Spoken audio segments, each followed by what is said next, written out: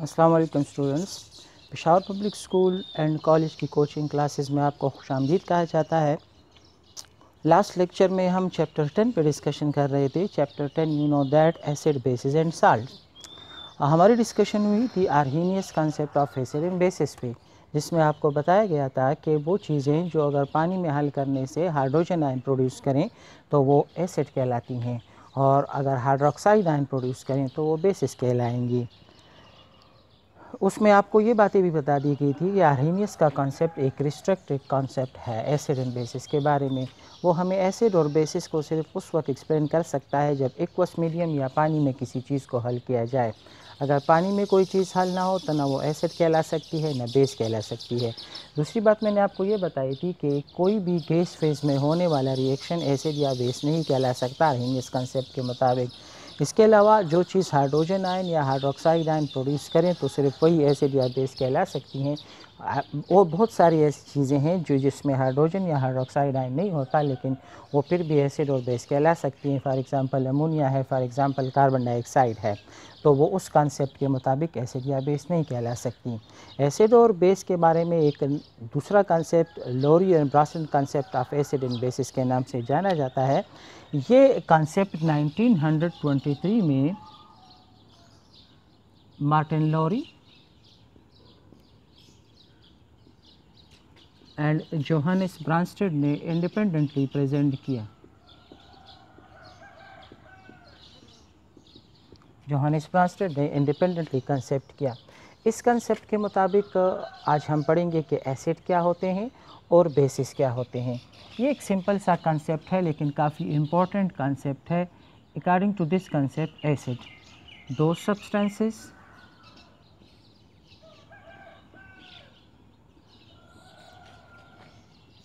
ion are molecules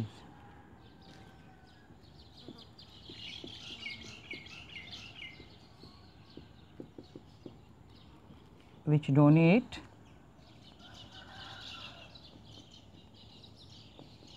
or tend to donate proton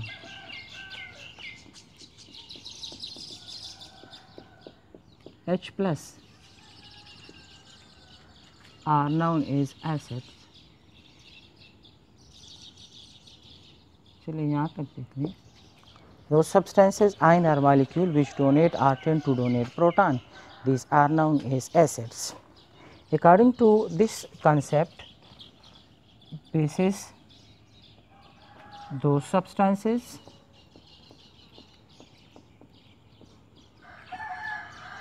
these may be ion or molecules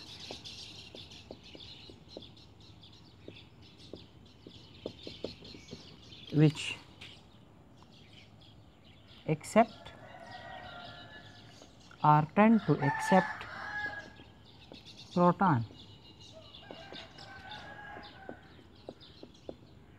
These were given the name bases।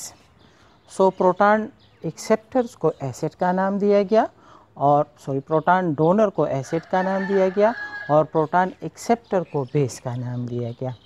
ऐसी बहुत सारी चीज़ें proton donate करती हैं या donate करने की कोशिश में रहती हैं, ऐसी चीज़ों को एसिड का नाम दिया गया। और ऐसी बहुत सारी चीज़ें जो प्रोटॉन एक्सेप्ट करती हैं या एक्सेप्ट करने की कोशिश में रहती हैं, इनको बेसिस का नाम दिया गया।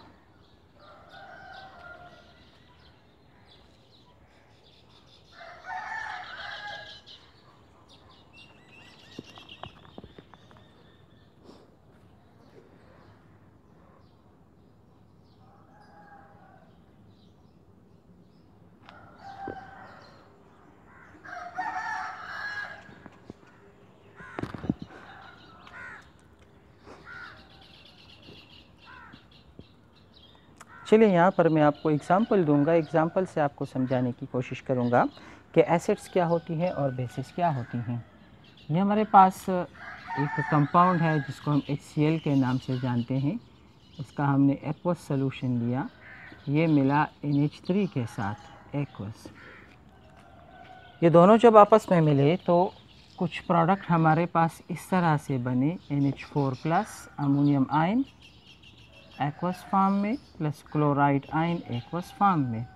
नाउ यू कैन सी यहाँ पर इस सब्सटेंस ने ये वाला प्रोटॉन इसको दे दिया। सो कंसेप्ट के मुताबिक ये प्रोटॉन दे रहा है, प्रोटॉन डोनर है, तो ये कहलाएगा एसिड। कंसेप्ट के मुताबिक ये प्रोटॉन एक्सेप्टर है, तो ये कहलाएगा बेस। सो ये प्रोटॉन दे रहा है तो ये कहलाया एसिड। प्रोटॉन डोनर, जो प्रोटॉन डोनेट करते हैं, so HCl is an acid. Ammonia is a base because it can accept a proton from HCl। Now you can see, अगर हम आर्हेनियस के कंसेप्ट पर नज़र डालें तो उसके कंसेप्ट में इसके बेस होने के बारे में हमें कोई इन्फॉर्मेशन नहीं मिलती कि अमोनिया क्यों कर बेस है, लेकिन ये कंसेप्ट अच्छी तरह एक्सप्लेन कर रहा है कि जो प्रोटॉन एक्सेप्टर सब्सटेंसेस होंगी वो बेसिस कहलाएंगी। So ammonia is a base. चलिए दूसरी एग्जांपल ले लेते हैं। ये है हमारे पास H2O, it is reacting with ammonia. Product में हमारे पास बनता है NH4 plus OH minus. Now you can see here, ये सब्सटेंस प्रोटॉन डोनर है, सो एसिड का रोल प्ले कर रही है, और ये सब्सटेंस प्रोटॉन एक्सेप्टर है तो बेस का रोल प्ले कर रही है। तो ऐसी बहुत सारी चीज़ें जो प्रोटॉन डोनर होती हैं, प्रोटॉन देती हैं या देने की कोशिश में रहती हैं, वो एसिड कहलाएंगी, और जो प्रोटॉन एक्सेप्टर हैं वो बेस कहलाएंगी।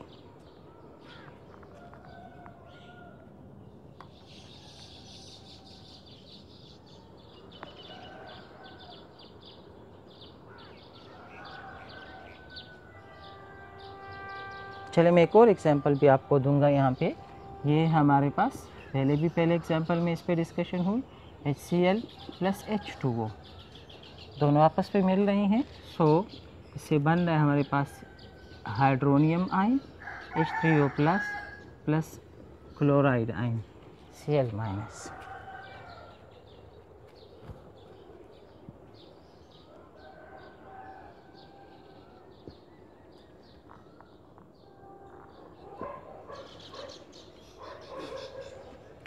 ये हमारे पास एक्वस फॉर्म में है, ये हमारे पास लिक्विड फॉर्म में है। ये हाइड्रोनियम आयन एक्वस फॉर्म में आ जाते हैं, ये एक्वस फॉर्म में आ जाते हैं।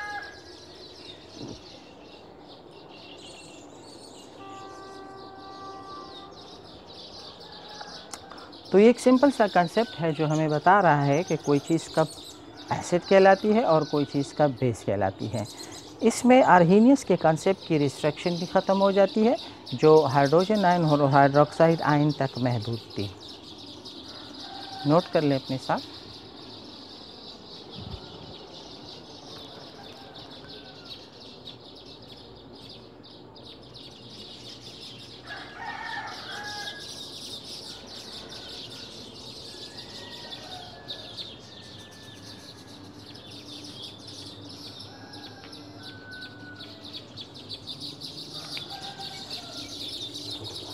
चलिए आगे चलते हैं, इस कंसेप्ट को थोड़ा सा आगे ले जाते हैं। मार्टिन लोरी एंड जोहानेस ब्रांस्टेड का कंसेप्ट। यहाँ अगर आप वाटर पर नज़र डालें H2O तो it is behaving as an acid.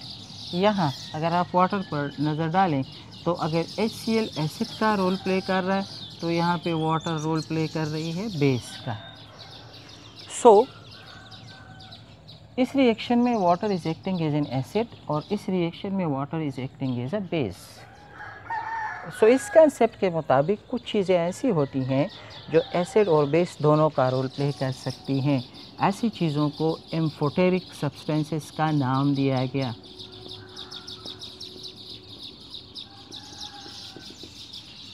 Substances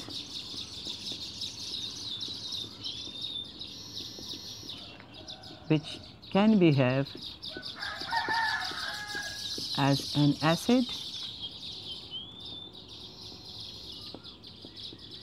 as well as a base, जो एसिड का रोल भी प्ले कर सकती हैं और बेस का रोल भी प्ले कर सकती हैं। For example water is acting as an acid, ये प्रोटॉन दे रहा है। कैसे प्रोटॉन दे रहा है? वाटर का फार्मूला आप जानते हो। देखो हम वाटर को इस तरह से लिख सकते हैं HOH H2O। अब ये प्रोटॉन दे रहा है, दिस इज़ द प्रोटॉन, पानी प्रोटॉन दे देता है, बाकी बच जाता है हाइड्रोक्साइड आयन। इसी तरह अगर हम यहाँ पर नज़र डालें H2O ये प्रोटॉन दे रहा है, ये प्रोटॉन ले रहा है, एक्सेप्ट कर रहा है, यहाँ से ले रहा है, तो इट इज़ एसिड और it is a base. So water एक एम्फोटेरिक सब्सटेंस है, जिंक ऑक्साइड एक एम्फोटेरिक सब्सटेंस है, एल्यूमिनियम ऑक्साइड एक एम्फोटेरिक सब्सटेंस है। बहुत सारी एम्फोटेरिक सब्सटेंसेस हैं हमारे पास जो एसिड का रोल भी प्ले कर सकती है और बेस का रोल भी प्ले कर सकती हैं।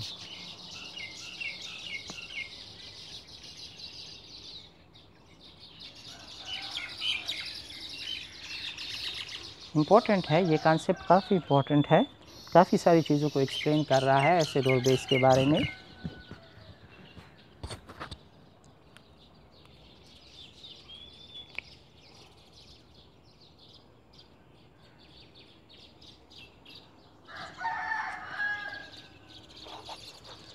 चलिए अपनी डिस्कशन को आगे ले जाते हैं। लोरी एंड ब्रॉन्स्टेड कॉन्सेप्ट के बेस पर हम एक और इम्पॉर्टेंट टॉपिक को डिस्कस कर लेते हैं। देखिए यहाँ से आपको समझ आ गई होगी कि एम्फोटेरिक सब्सटेंसेस क्या होते हैं। क्लियरली मेरे यहाँ पे लिख दिया, सब्सटेंसेस विच कैन बिहेव और which can act as an acid as well as a base, तो वो कहलाती है amphoteric substances. Search out amphoteric substances, और भी बहुत सारी आपको मिलेंगी, देख लें। चलिए यहाँ पे मैं आपको कंजुगेट एसिड बेस पेयर के बारे में बताता चलूँ।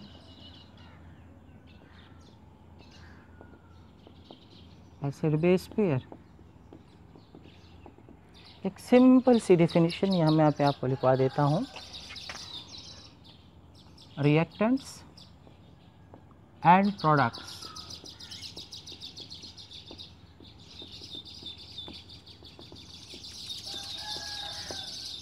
which differ by a proton।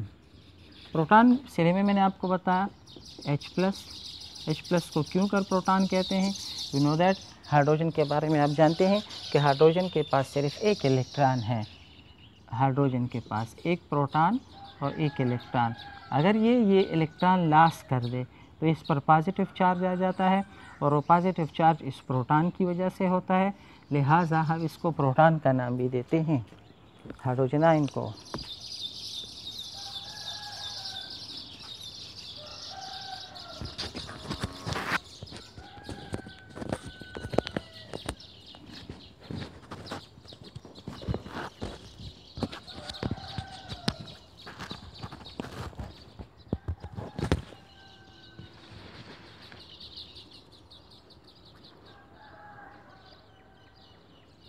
Conjugate acid base pair क्या होते हैं, मैंने यहाँ पर एग्जांपल लिखी हुई है, इससे मैं आपको समझाने की कोशिश करूँगा।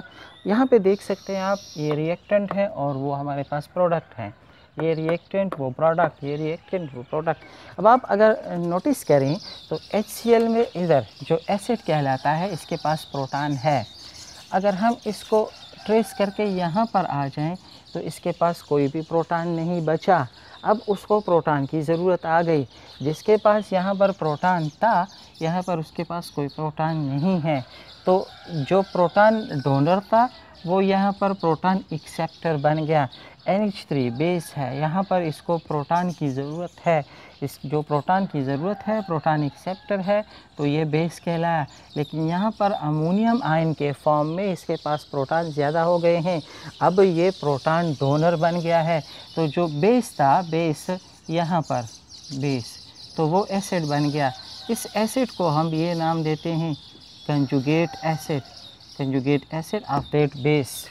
इस बेस का कंजुगेट एसिड, ये एसिड था यहाँ पर ये बन गया बेस, तो ये कहलाएगा conjugate base of the HCl, conjugate base. कौन सा कंजुगेट बेस, ये क्लोराइड आयन कंजुगेट बेस कहलाएगा HCl का। ना फ़र्क क्या है यहाँ पे मैं लिख के देता हूँ। देखिए एक पेयर ये बन गया हमारे पास, उस रिएक्शन को फॉलो करें, HCl ऐड Cl-। अब HCl को मैंने एसिड का नाम दिया और इसको मैंने वहाँ पर उस रिएक्शन में कंजुगेट बेस का नाम दिया, तो ये जोड़ा, this pair, this one and that one, ये कहलाते हैं conjugate acid base pair, conjugate acid base pair. ये नाम मिलता है इसको। इसी तरह अगर आप इस रिएक्शन में नोटिस करें, इन दोनों में फ़र्क क्या है, इसमें प्रोटॉन है या हाइड्रोजन है और इसमें हाइड्रोजन नहीं है, तो that is the only difference. तो इसीलिए मैंने लिखा रिएक्टेंट एंड प्रोडक्ट, ये रिएक्टेंट और वो product which differ by a proton, जिनमें एक प्रोटॉन का फ़र्क हो। You can see it where here, hydrogen है, हाइड्रोजन नहीं है, प्रोटॉन है, प्रोटॉन नहीं है। दूसरा पेयर ये वाला उठा के देख लें, ammonia in ammonium ion, NH3 and NH4+। अब यहाँ पे ये बेस का रोल प्ले कर रहा था और यहाँ पर ये बन गया एसिड। अब दोनों में फ़र्क क्या है, देखिए इधर 3 प्रोटॉन हैं, यहाँ पे 4 प्रोटॉन हो गए, तो कितने प्रोटॉन का फ़र्क आया, 1 प्रोटॉन का फ़र्क आया। तो ऐसे बहुत सारे रिएक्टेंट और प्रोडक्ट जिनमें 1 प्रोटॉन का फ़र्क हो तो वो कंजुगेट एसिड बेस पेयर कहलाते हैं, जो किसी एक ही रिएक्शन के अंदर मौजूद हों। अब देख सकते हैं यहाँ पर H2O acting as an acid, ammonia acting as a base. लेकिन अगर हम अमोनियम आयन की बात करें, जो यहाँ पर बेस था तो वो वहाँ पर बन गया एसिड, जो यहाँ पर एसिड था तो वो वहाँ पे बन गया बेस। तो ये वाला और ये वाला conjugate acid base pair, this one and that one conjugate acid base pair. आगे चलकर आपको जब एसिड और बेस की स्ट्रेंथ के बारे में बताया जाएगा तो ये बातें भी आपको बताई जाएंगी कि एसिड और बेस की स्ट्रेंथ का ताल्लुक उसके कंजुगेट एसिड बेस पेयर पे डिपेंड करता है। अगर एसिड स्ट्रांग होगा तो उसका कंजुगेट बेस वीक होगा, अगर एसिड वीक होगा तो उसका कंजुगेट बेस स्ट्रांग होगा, उल्टा ताल्लुक बनेगा। तो strength of acid and basis में आप इस पर भी डिस्कशन करोगे, नोट कर लें अपने साथ।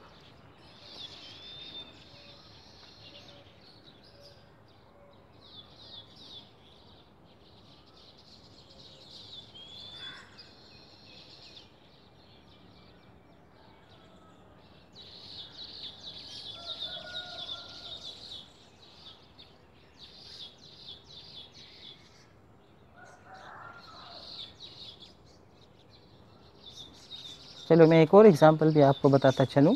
अगर यहाँ से चलो स्पेस ले लेते हैं, ये हमारे पास है एक important chemical compound, you know that CH3COOH acetic acid.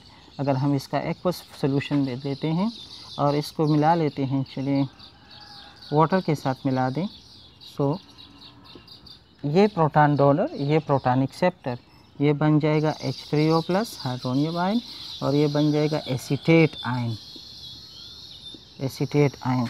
This is acetic acid, and that is acetate ion,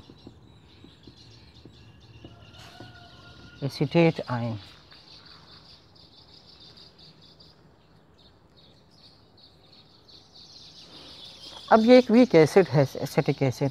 weak acid के पास प्रोटॉन था, इसने प्रोटॉन लॉस किया, एसिड कहलाया। यहाँ पर ये बन गया कंजुगेट बेस, ये कहलाया बेस क्योंकि ये प्रोटॉन एक्सेप्टर है। यहाँ पर इसके पास प्रोटॉन ज़्यादा है तो ये कंजुगेट एसिड कहलाया। So that is conjugate acid और ये कहलाया कंजुगेट बेस। अब ये एसिड वीक है, this is a weak acid, तो इसका कंजुगेट बेस स्ट्रॉन्ग होगा।